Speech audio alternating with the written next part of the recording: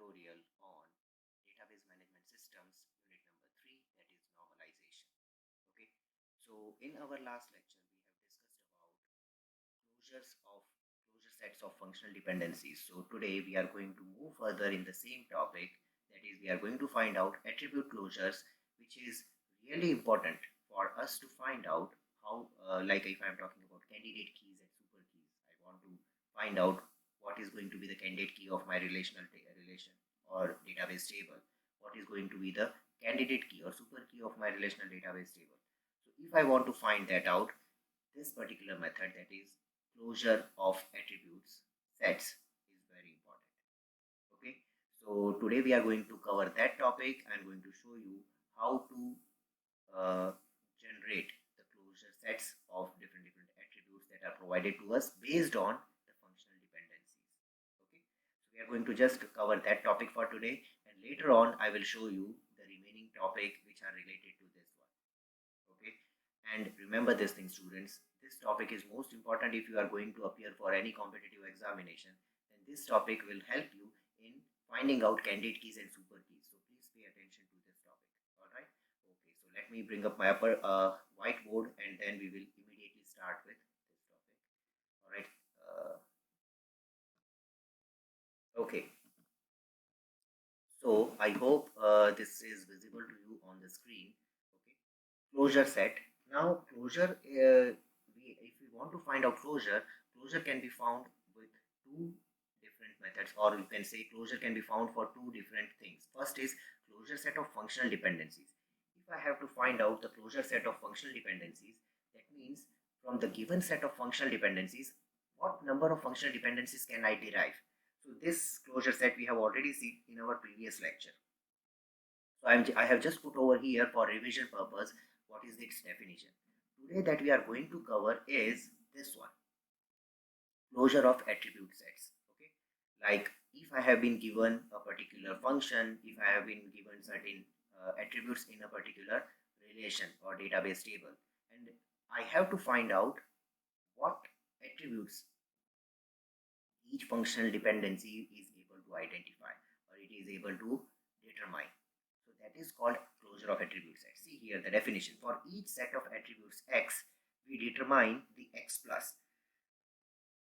So closure set of attributes, or you can say closure of attribute sets, are determined this by this plus sign. Okay, like X plus of attributes that are functionally determined by X. So we will see how this particular problem is solved. Okay, I'm going to take one or two examples for you to understand the basic concept about closure of attribute sets. All right, so let me start with this first problem here. Okay, for the following initial set of attributes AG, see here AG is provided to you. Let me just take it a little bit down. Okay, all right, so for the following initial set of attributes AG and given functional dependencies, find closure of the attribute set. That means for this particular set, I have to find the closure based on this given functional dependencies. Now, checking at this functional dependency, if I want to find out what are the attributes of a particular relation, so the relation will have how many attributes? It will have A, it will have B, it will have C, then there is no D, then it will have G, it will have H. So A, B, C, G, H, I. So these are going to be the attributes of this table. Now from this relation, I have been asked to generate the attribute closure for this one, AG. So how that can be generated based on the given set of functional dependency. So this attribute closure is represented using this one, AG plus. Okay. Now we know, first of all, whenever you want to find out, we know that AG is able to determine A, AG is able to determine G, and AG is able to determine AG. As these three are the subsets, of this particular relation, or sorry, this particular attribute set.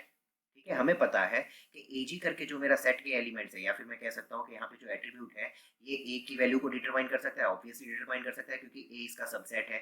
AG G की value को भी determine कर सकता है और AG की value को भी डिटरमाइन कर सकता है। तो इस बेसिस पे हम कह सकते हैं कि ये तीनों ही इसके सबसेट हैं, तो AG इन तीनों की वैल्यूज डिटरमाइन कर सकता है। तो AG प्लस का सबसे पहले जो एट्रीब्यूट होंगे वो कौन से होंगे?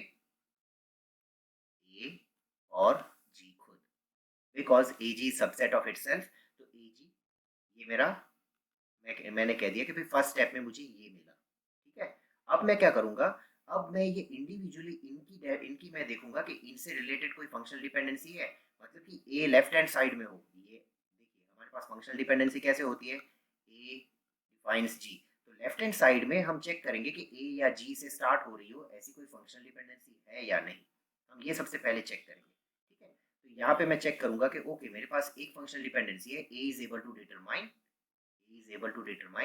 B। ठीक है, A is able to determine B, मतलब यहाँ पे ये जो सेट मेरा जनरेट होके आया, इसका जो सेट ये जो मैं सेट जनरेट कर रहा हूँ, ये किसका सेट जनरेट कर रहा हूँ? क्लोजर सेट जनरेट कर रहा हूँ। ठीक है, क्लोजर सेट में क्या होगा, देखिए डेफिनेशन क्या थी हमारे पास क्लोजर सेट की, मैं एक और बार आपको दिखा देता हूँ।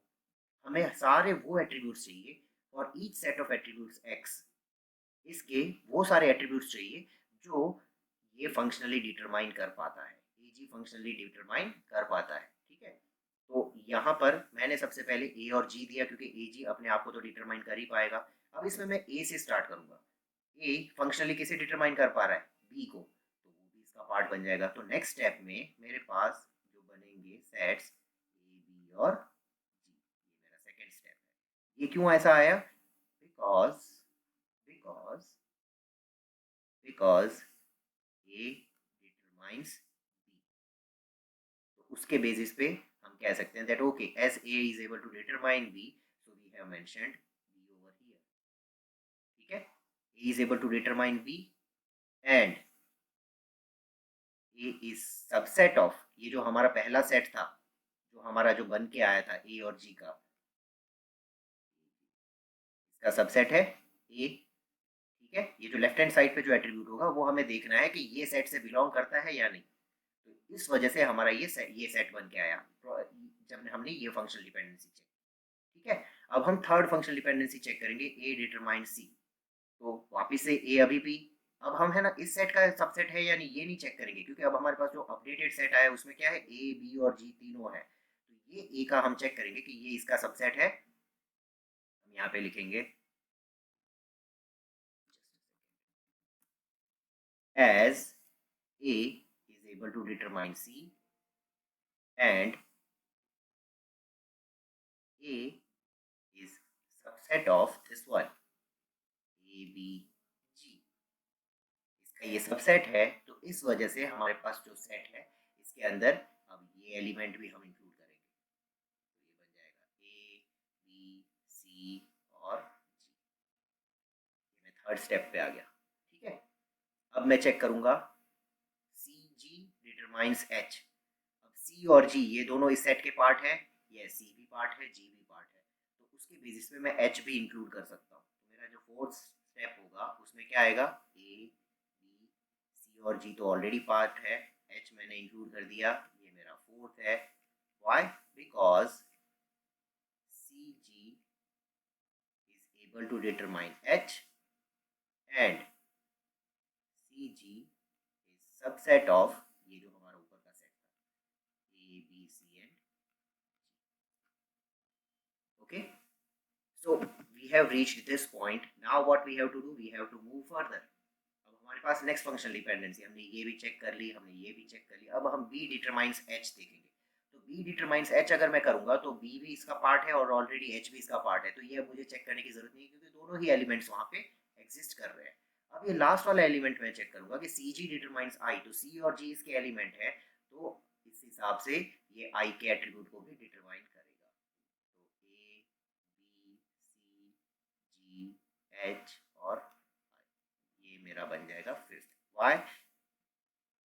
Because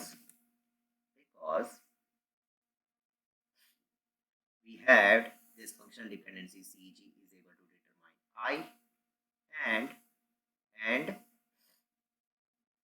I had this one. CG is able to determine I, and this functional dependency, it is also subset of this one. CG is subset of A, B, C, G and H.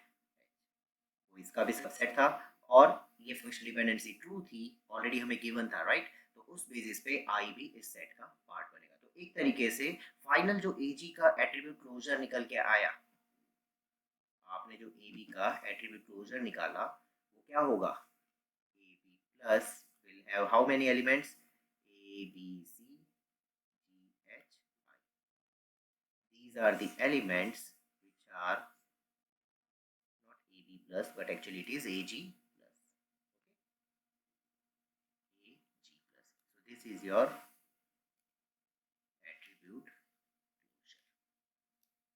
Okay, so we will see one more example so that you can get a little bit more better and clear idea of how this particular attribute closure can be determined. Okay, so let me just put the question over here, and then I'm going to solve it so that you can have a more clearer idea of this particular question. Okay, so let's say we consider a relation. Okay, consider now see here, I'm also giving you the relation. That means I'm already mentioning you the attributes of that particular relation. Okay, A, B, C, D, and G. This is my relation. Okay, and set of functional dependencies. Let's say AB is able to determine C, D is able to determine EG. Okay, and then we have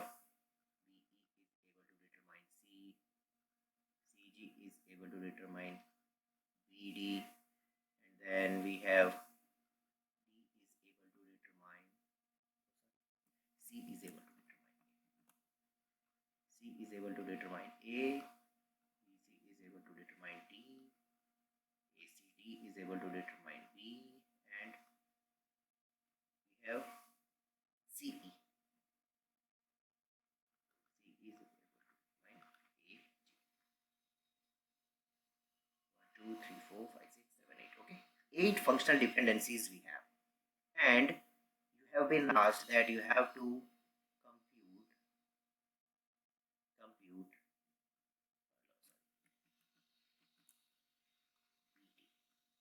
for this particular attribute set. You have to find out closure, compute BD closure.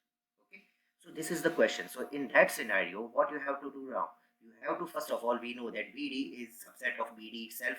कोई भी element या कोई भी हम लोग attribute की बात कर रहे हैं, या हम सेट थियरी में भी बात करते हैं सेट की, तो हमें पता है सेट खुद का तो सबसेट हमेशा रहता ही है। तो यहाँ पे भी BD खुद को तो डिफाइन कर ही पाएगा, क्योंकि वो दोनों बी एट्रीब्यूट खुद को B को डिफाइन कर पाएगा, डी एट्रीब्यूट D को डिफाइन कर पाएगा, और इन दोनों का कॉम्बिनेशन दोनों की एट्रीब्यूट्स को डिफाइन कर पाएगा। तो हमें यहाँ पर जब क्लोजर निकालना है तो किस चीज़ का ध्यान रखना है? जैसे मुझे अब यहाँ पे BD प्लस निकालना है, तो उसका फर्स्ट एलिमेंट कौन से होंगे? BD तो होंगे, ठीक है। अब ये तो आपका हो गया फर्स्ट स्टेप। अब आप एक एक फंक्शनल डिपेंडेंसी चेक करते जाओगे, ठीक है। अब सिंगल में पहले आप चेक करिए बी से शुरू हो रही हो ऐसी कोई फंक्शनल डिपेंडेंसी है? नहीं है। फिर आप क्या करोगे? सेकंड आप चेक करोगे कि डी से शुरू हो रही हो ऐसी कोई एट्रीब्यूट है सिंगल में, क्योंकि देखिए हम लोगों को लेफ्ट हैंड साइड में यहाँ पे ए बी है, लेकिन ए का एट्रीब्यूट आपके इस सेट में है नहीं है, तो A B subset of B D तो बन नहीं पाएगा। तो इसीलिए हम क्या करते हैं कि सिंगल सिंगल वैल्यू में इनकी फंक्शनल डिपेंडेंसी सर्च करेंगे। तो given set of functional dependencies है हमारे पास, ठीक है, ये हमारी फंक्शनल डिपेंडेंसी है। तो given set of functional dependencies जो है उसमें अब सिंगल सिंगल वैल्यू के लिए हम लोग चेक करेंगे। तो बी के लिए इंडिविजुअली कोई फंक्शनल डिपेंडेंसी एग्जिस्ट नहीं कर रही। एक चीज खास ध्यान रखना है, जब भी हम फंक्शनल डिपेंडेंसीज चेक करें हम लोग लेफ्ट हैंड साइड में चेक करेंगे। राइट हैंड साइड में सिंगल एट्रीब्यूट बी होगा तो उसे कंसीडर नहीं करना है, हमें सिर्फ लेफ्ट हैंड साइड पे एरो के लेफ्ट हैंड साइड पे जो एट्रीब्यूट है वो वहाँ पे सिंगल में बी या डी होना चाहिए, ठीक है। तो बी तो सिंगल में कहीं पे अवेलेबल नहीं है, हम लोग डी को देख रहे हैं। Okay, there is one functional dependency D which is available over here. So based on this functional dependency, ठीक है, मैं इसके steps यहाँ पे वापस से repeat नहीं कर रहा, as I hope that you have understood how that is working। मैं एक दो के लिए step लिख रहा हूँ, लेकिन बाकी के फिर सारे functional dependency के लिए मैं ये चीज़ नहीं लिखूंगा। तो I hope आप लोग को ये समझ में आ जाएगा by default, ठीक है। तो सेकेंड स्टेप में मेरे पास यहाँ पे कौन कौन से एट्रीब्यूट्स आएंगे, D is able to define E and G. तो ये सेट में मेरे पास बी, डी, ई और जी ये बन के आया। क्यों बन के आया? बिकॉज मेरे पास फंक्शनल डिपेंडेंसी क्या था,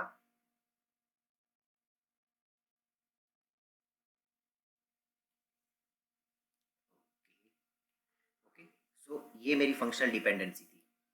इसके बेसिस पे मैं यहाँ पे रीजन दे सकता हूँ that D is able to define E G and what was my condition, D is subset of, इसके पहले जो सेट था उसका सबसेट है, इसीलिए तो ये दोनों कंडीशन ट्रू होती है, इस वजह से ये जो ई जी है वो भी इस सेट में पार्ट बन जाएगा। अब मैं क्या करूंगा, अब इन चारों में से कोई भी कॉम्बिनेशन अगर मुझे मिलता है वो फंक्शनल डिपेंडेंसी में टेस्ट करूंगा।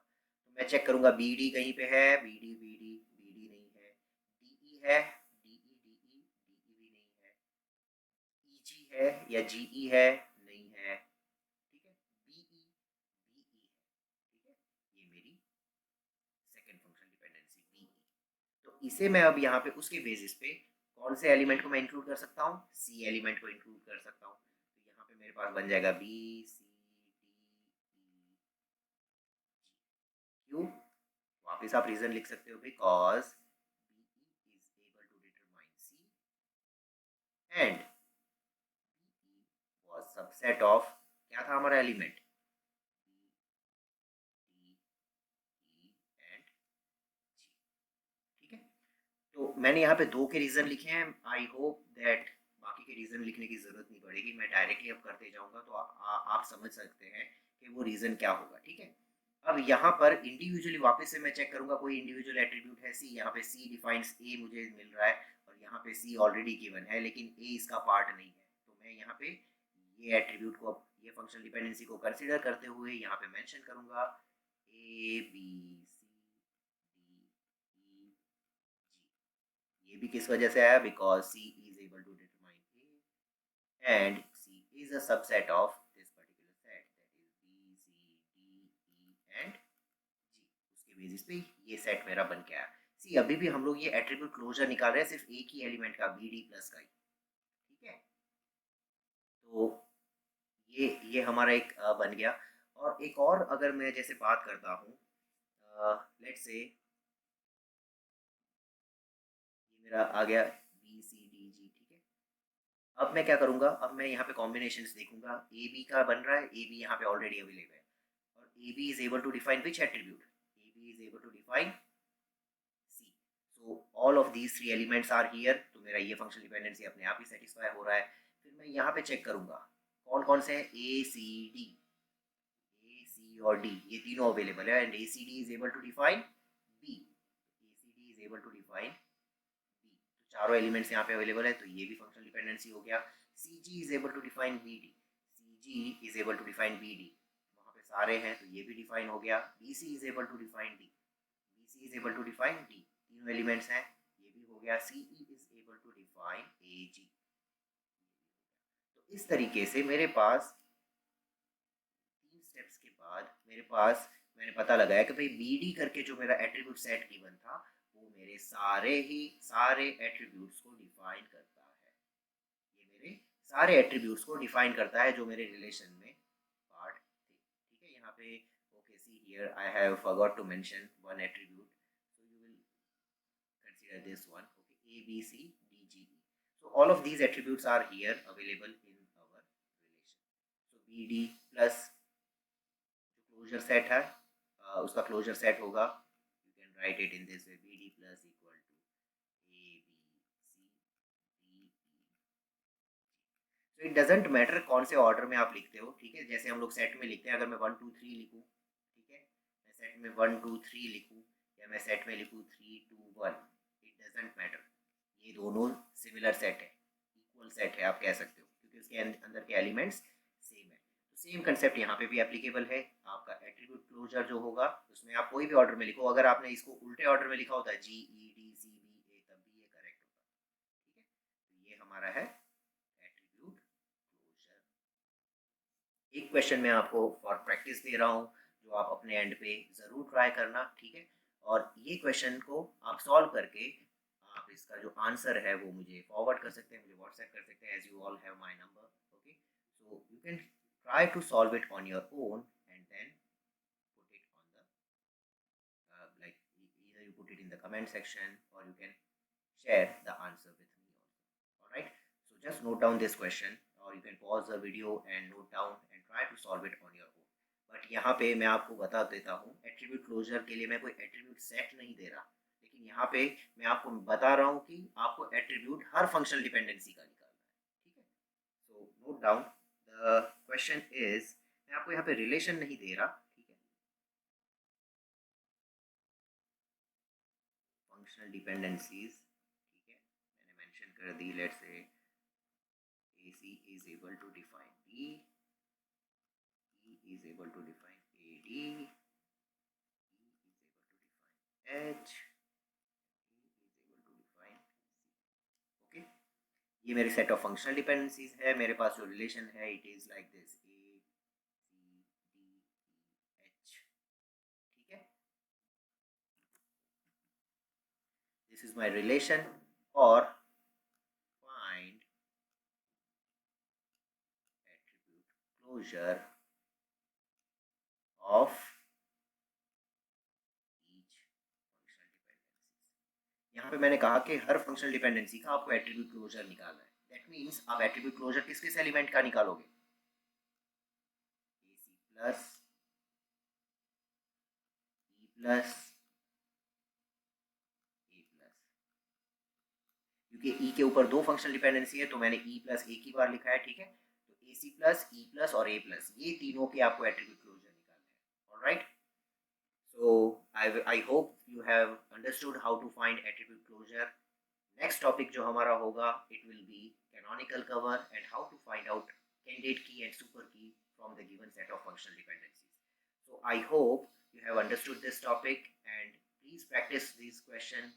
I will also provide you certain other questions in our next video tutorials. But before that, work on this one and please attend my next lecture which is more important compared to competitive examinations. Alright, so thank you very much students for being part of this video series. See you guys in our next lecture.